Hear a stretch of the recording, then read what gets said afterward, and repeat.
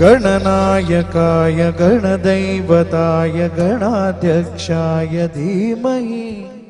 गुणशरीराय गुणवन्दिताय गुणेशानाय धीमहि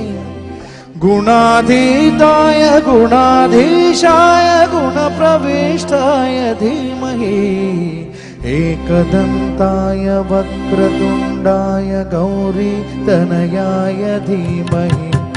गजेशानाय भालचन्द्राय श्रीगणेशाय धीमहि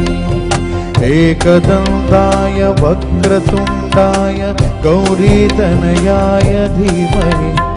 गजेशानाय भालचन्द्राय श्रीगणेशाय धीमहि